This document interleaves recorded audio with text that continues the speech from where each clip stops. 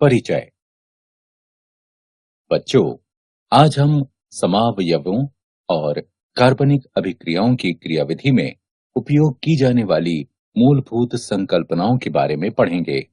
कोई बता सकता है कि समावयव क्या हैं? क्या किसी को नहीं पता कि समावयव क्या हैं? कोई बात नहीं, मैं बताता हूँ। वे कार्बनिक यौगिक जिनके अणु सूत्र समान होते हैं पर विन्यास भिन्न होते हैं, समावयव कहलाते हैं। समावयवों के उदाहरण हैं डाई मेथिल ईथर और इथेनॉल। इनके अणु सूत्र समान होते हैं पर विन्यास भिन्न होते हैं। सर, ये अभिक्रियाओं की क्रियाविधि क्या होती है? अभिक्रिया की क्रियाविधि विभिन्न चरणों का एक अनुक्रम है जिसके दौरान कार्बनिक अभिक्रिया होती है। इस अध्याय में हम समावयव और कार्बनिक अभिक्रियाओं की क्रियाविधि में उपयोग की जाने वाली मूलभूत संकल्पनाओं के बारे में पढ़ेंगे। उद्देश्य। इस पाठ के अंत में आप निम्न करने में सक्षम हो जाएंगे: समावयवता और उसके प्रकारों को समझना, कार्बनिक अभिक्रियाओं की क्रियाविधि में मूलभूत संकल्पनाओं को समझना। समावयवता दो या दो से अधिक यौगिकों के ऐसे समूह जिनके अणु सूत्र समान हों पर विन्यास और गुण भिन्न हों, समावयव कहलाते हैं। समावयवता के विभिन्न प्रकार होते हैं। समावयवता को संरचनात्मक और त्रिविम समावयवता में वर्गीकृत किया जा सकता है। संरचनात्मक समावयवता को श्रृंखला समावयवता, स्थिति समावयवता, क्रियात्मक समूह समावयवता और मध्यावयवता में उपविभाजित किया जा सकता है। त्रिविम समावयवता को भी पुनः ज्यामितीय और प्रकाशीय समावयवता में वर्गीकृत किया जा सकता है। संरचनात्मक समावयवता वे यौगिक जिनके अणु सूत्र समान होते हैं परंतु अणुओं की संरचना, अणु के अंदर परमाणुओं का परस्पर आबंधित होने का क्रम भिन्न होती है, संरचनात्मक समावयव कहलाते हैं। श्रृंखला समावयवता श्रृंखला समावयव यौगिकों के अणु सूत्र समान होते हैं पर कार्बन के अणुओं का एक दूसरे से जुड़ने का क्रम भिन्न भिन्न होता है। स्थिति समावयवता वह समावयवता जो समान श्रृंखला में प्रतिस्थापी समूह की स्थिति में भिन्नता के कारण होती है, स्थिति समावयवता कहलाती है। क्रियात्मक समूह समावयवता इनके अणु सूत्र समान होते हैं परंतु क्रियात्मक समूह भिन्न भिन्न होते हैं। मध्यावयवता ये समावयवता क्रियात्मक समूह के दोनों तरफ कार्बन अणुओं के असमान वितरण के कारण उत्पन्न होती है। उदाहरण मेथॉक्सी प्रोपिल ईथर और डाई एथिल ईथर। त्रिविम समावयवता त्रिविम समावयव वे यौगिक होते हैं जिनमें संरचना एवं परमाणुओं के आबंधन का क्रम तो समान होता है परंतु उनके परमाणुओं या समूहों की त्रिविम स्थितियां भिन्न होती हैं। त्रिविम समावयवता को ज्यामितीय एवं प्रकाशीय समावयवता में वर्गीकृत किया जा सकता है। कार्बनिक यौगिकों की क्रियाविधि में मूलभूत संकल्पनाएं।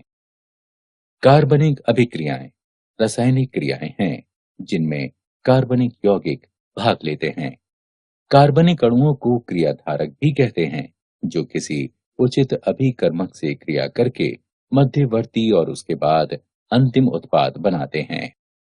कार्बनिक अभिक्रियाओं की क्रियाविधि प्राथमिक अभिक्रियाओं का उत्तरोत्तर क्रम है जिसके फलस्वरूप संपूर्ण रासायनिक परिवर्तन प्राप्त होता है।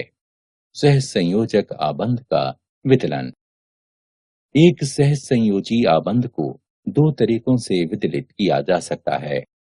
पहला विषम अपघटनी विदलन और दूसरा समापघटनी विदलन। विषम अपघटनी विदलन में विदलित होने वाले आबंध के दोनों इलेक्ट्रॉन उनमें से किसी एक परमाणु पर चले जाते हैं जिनके बीच आबंध का विदलन हुआ है। उदाहरण सभी कार्बनिक के कार्बन परमाणु पर धनावेश होता है। कार्बनिक का वर्गीकरण। प्राथमिक कार्बनिक, इसमें कार्बन परमाणु जिस पर धनावेश होता है केवल एक एल्किल समूह से आबंधित होता है। इन्हें 1 डिग्री कार्बनिक भी कहते हैं।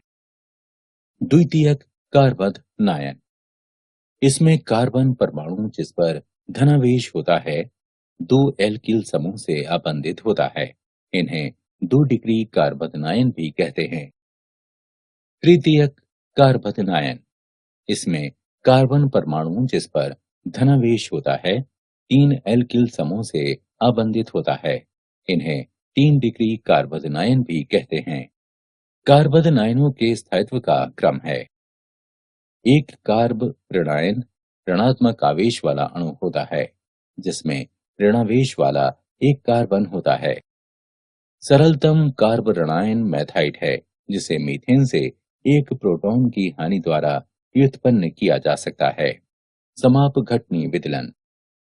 जब सहसंयोजी आबंध टूटता है और दोनों परमाणुओं पर आबंध का एक एक इलेक्ट्रॉन बना रहता है, यह प्रक्रिया समापघटनीय विदलन या होमोलिसिस कहलाती है।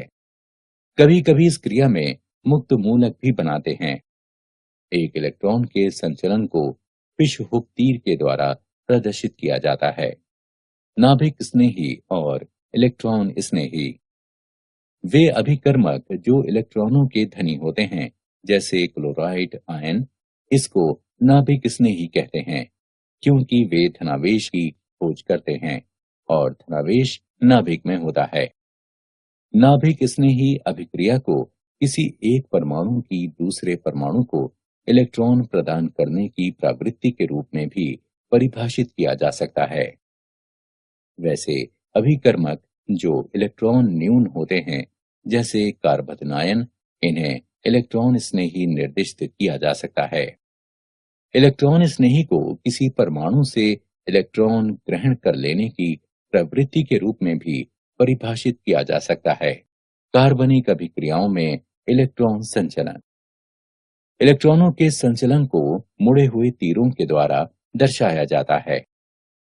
तीर की पूंछ उस स्थान को दर्शाती है जहां से इलेक्ट्रॉन युग्म स्थानांतरित होता है और तीर का शीर्ष उस स्थान को दर्शाता है जिस पर इलेक्ट्रॉन युग्म को ले जाया जाता है। एक इलेक्ट्रॉन के संचलन को अर्धशीर्ष तीर के द्वारा दर्शाया जाता है।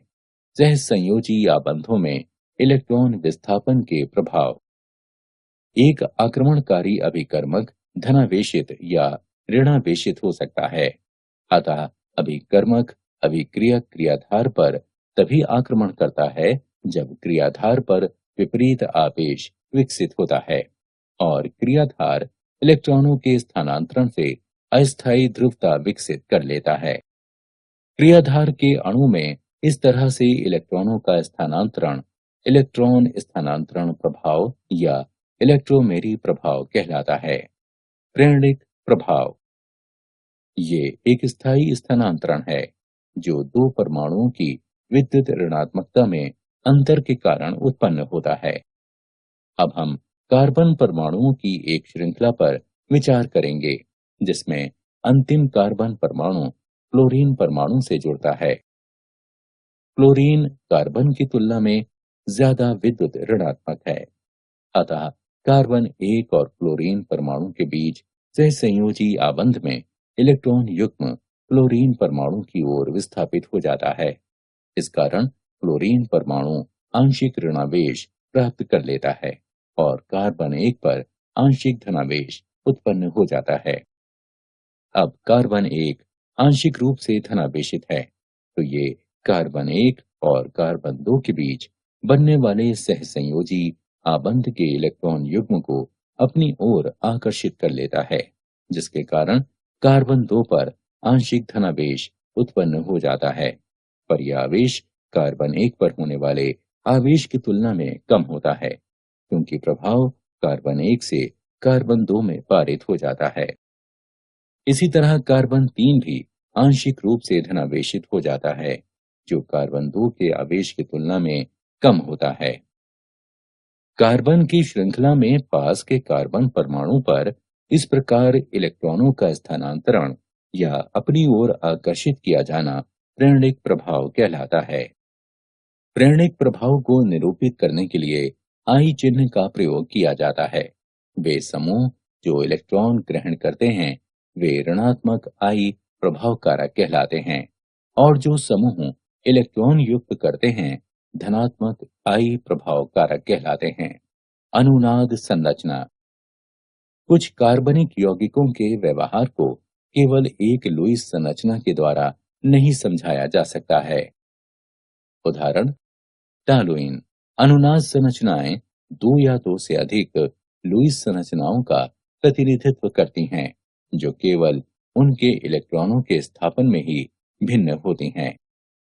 कार्बनिक अणु बेंजीन को केवल एक लुईस संरचना के द्वारा प्रदर्शित नहीं किया जा सकता, क्योंकि इसकी चक्रीय संरचना में एकांतरित एकल और द्विआबंध होते हैं।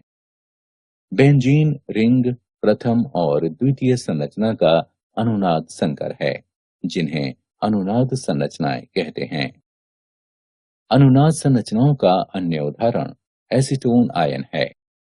अनुनाद संकर की वास्तविक संरचना और न्यूनतम ऊर्जा वाली अनुनाद संरचना की ऊर्जा के अंतर को अनुनाद स्थायीकरण ऊर्जा कहते हैं। अनुनाद संरचनाओं को लिखते समय निम्नलिखित नियमों का पालन किया जाता है। नाभिक की समान स्थिति और अयुग्मित इलेक्ट्रॉनों की समान संख्या। अनुनाद प्रभाव। पाई इलेक्ट्रॉनों का एक से अधिक परमाणु पर विस्थानीकरण अनुनाद प्रभाव या मेसोमेरिक प्रभाव कहलाता है। इसे आर या एम से प्रदर्शित किया जाता है। इसके दो प्रकार हैं, धनात्मक अनुनाद प्रभाव, धनात्मक आर प्रभाव। ये प्रभाव उन समूहों के द्वारा प्रदर्शित किया जाता है जो पाई इलेक्ट्रॉनों के विस्थापन के द्वारा बाकी कार्बनिक अणु के लिए इलेक्ट्रॉनों को मुक्त करते हैं। उदाहरण, एनिलीन। ऋणात्मक अनुनाद प्रभाव, ऋणात्मक आर प्रभाव। यह प्रभाव उन समूहों के द्वारा प्रदर्शित किया जाता है जो पाई इलेक्ट्रॉनों के विस्थापन द्वारा बाकी कार्बनिक अणु से इलेक्ट्रॉनों को ग्रहण करते हैं। उदाहरण के लिए, नाइट्रोज बेंजीन। इलेक्ट्रोमेरी प्रभाव, ई प्रभाव। किसी इलेक्ट्रॉन स्नेही अभिकारक के आक्रमण की स्थिति में ये प्रभाव द्विआबंध या त्रिआबंध वाले किसी कार्बनिक यौगिक में प्रदर्शित होता है। वह परमाणु जिस पर इलेक्ट्रॉन युग्म विस्थापित होता है ऋणावेशित हो जाता है और दूसरा परमाणु धनावेशित हो जाता है। यह एक स्थायी प्रभाव है। जैसे ही अभिकारक को हटा दिया जाता है कार्बनिक अणु अपने मूल स्वरूप में लौट जाता है।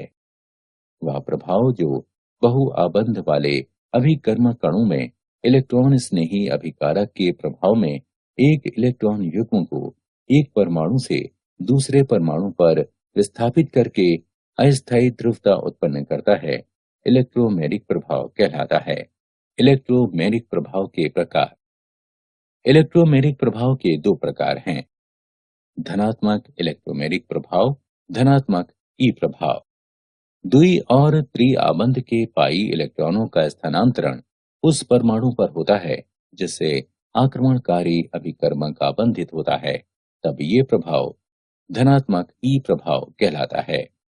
उदाहरण के लिए, एसिड का एल्केनों के साथ युग्मन। ऋणात्मक इलेक्ट्रोमेरिक प्रभाव, ऋणात्मक ई प्रभाव। द्वि और त्रिआबंध के पाई इलेक्ट्रॉनों का स्थानांतरण उस परमाणु पर होता है जिससे आक्रमणकारी अभिकर्मक आबंधित नहीं होता है, तब ये प्रभाव ऋणात्मक ई प्रभाव कहलाता है। उदाहरण, साइनाइड आयन का कार्बोनिल समूह के साथ युग्मन, अति संयुग्मन। सिग्मा पाई या सिग्मा पी अति व्यापन के द्वारा सिग्मा इलेक्ट्रॉनों का विस्थानीकरण अति संयुग्मन कहलाता है। ये सिग्मा आबंध पाई आबंध के साथ संयुग्मन में या सिग्मा आबंध पी कक्षक के साथ संयुग्मन में इलेक्ट्रॉनों के विस्थानीकरण में भाग लेते हैं और तब निकाय को स्थायित्व प्राप्त होता है। उदाहरण, प्रोपेन में CH3 समूह के 3 CH सिग्मा आबंध होते हैं जो कि पाई आबंध के साथ संयुग्मित रहते हैं।